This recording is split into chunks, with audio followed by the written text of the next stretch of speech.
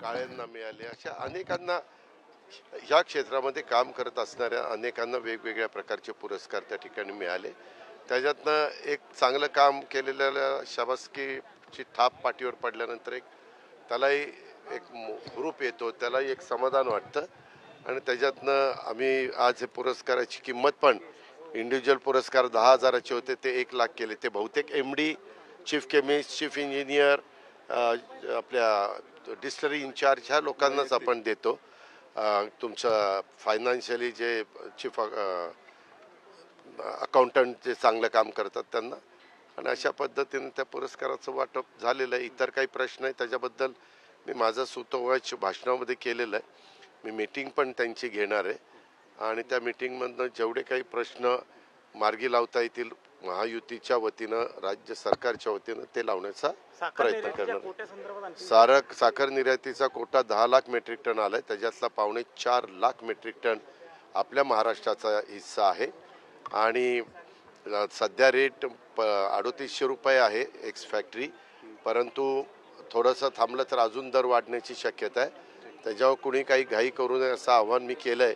कारण पुढं 3 आठवड्यांनी रमजान आहे, जगामध्ये सगळीकडे तो साजरा केला जातो आणि तेव्हा मोठ्या प्रमाणावर साखरेची डिमांड जगभर त्या ठिकाणी वाढते आणि त्याच्यामुळे तेव्हाही दर वाढतील. आणि साधारण आमच्या ह्या क्षेत्रातल्या ज्यांचा ह्याचा गाढा अभ्यास आहे, जे फेडरेशनमध्ये काम करतात किंवा ह्या क्षेत्रात काम करतात, त्यांचं असं मत आहे की एप्रिल, मे, जून या काळामध्ये साखरेचे दर चांगले त्या ठिकाणी राहतील. आम्ही आता उद्या साहेबांच्या बरोबर पण आमचा कार्यक्रम आहे, तिथं पण आम्ही विनंती करणार आहे की ज्यूस टू इथेनॉल आणि बी हेवी टू इथेनॉल हे जे दर त्या बाबतीमध्ये वाढून द्या. MSP पण वाढवली पाहिजे, कारण 4-5 वर्ष झाली MSP 3100च आहे आणि FRP मात्र वाढत गेलेली आहे. त्याच्यामुळं साहजिकच शेतकऱ्यांना भाव उद्याच्याला वाढून द्यायचं म्हटलं तर साखर पण त्या दरामध्ये गेली तरच भाव वाढून देता येतो. म्हणून साखर असेल, आमची वीज असेल आणि आमचं इथेनॉल असेल, ह्या संदर्भामध्ये आम्ही सगळ्यांनी लक्ष घालायचं ठरवलं आहे. चांगली व्हरायटी ही लावली गेली पाहिजे, त्याच्याबद्दल पण सुतोवाच. आणि दरवर्षी 33% तरी त्या भागात बेणं बदललं गेलं पाहिजे. एकदा नवीन बेणं आलं की ते 3 वर्ष टिकतं.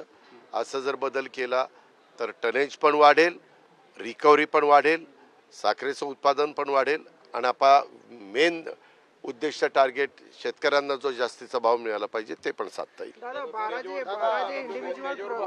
पार्टी बदलली, पार्टी बदललीवर काय नावाची पार्टी बदलली, साहेबांच्या शेजारी होती ती.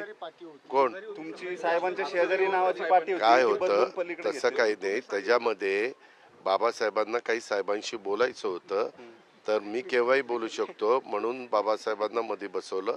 मी तिथं असलो तरी मला बोलता येतच होतं ना. माझा आवाजच आहे की 2 खुर्च्या सोडून देखील तिसऱ्याला ऐकू जातं. त्याच्यामधलं हे काही बातमी होऊ शकत नाही. त्यामध्ये एक मी बाबासाहेब पहिल्यांदा सहकार मंत्री झाले, त्यांना रिस्पेक्ट दिली. 2 वर्ष आला नाहीत वार्षिक. मी कामात होतो. माझे जास्त आमदार कसे निवडून येतील त्याचा 2 वर्ष विचार करत होतो. बांगलादेशी नागरिकांचा प्रश्न आहे, घुसखोरी आहे.